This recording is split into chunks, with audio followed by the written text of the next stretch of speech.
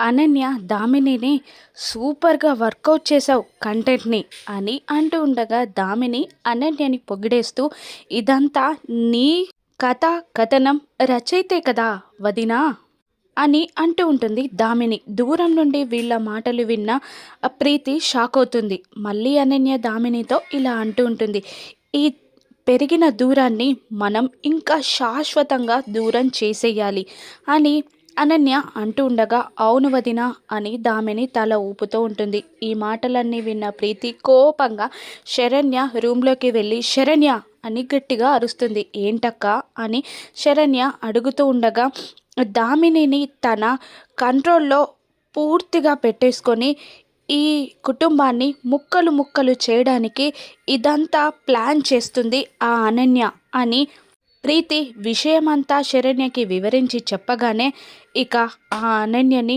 ఊరికే వదలకూడదక్కా అని అంటూ ఉంటుంది శరణ్య. ఏం చేద్దాం అని ప్రీతి అంటూ ఉండగా కత్తందుకో అక్క అని శరణ్య అనగానే శరణ్య మాట మీదికి కత్తందుకుంటుంది ప్రీతి.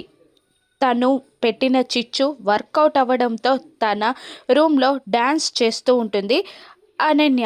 అప్పుడే రూమ్ డోర్ ఓపెన్ అయి ఇద్దరు మహంకాళుల్లాగా కత్తులు పట్టుకొని రూమ్లోకి ఎంటర్ అయిన ప్రీతి శరణ్యలను చూసి వణికిపోతుంటుంది అనన్య. ఏం చేస్తున్నారు మీరు అని శరణ్యని ప్రీతిని అడుగుతూ ఉంటుంది అనన్య. అనన్య మెడలో దండ వేసి బలివ్వడానికి రెడీ చేసినట్టు రెడీ చేస్తారు ప్రీతి శరణ్య. ప్రీతి ఇలా అంటూ ఉంటుంది, ఒక్క వేటుతో ఈ అనన్య తల మొండం వేరైపోవాలి శరణ్య అని అంటుండగా అలాగే అక్క అంటూ అనన్య తల నరకడానికి కత్తి పైకెత్తుతుంది శరణ్య. భయంతో వణుకుతూ ఉంటుంది అనన్య. అనన్య కుట్ర బయటపడుతుందా? ఆనంద కుటుంబాన్ని మళ్ళీ ఒకటి చేయగలదా? రాను నెప్సెస్లో చూద్దాం. Thank you for watching.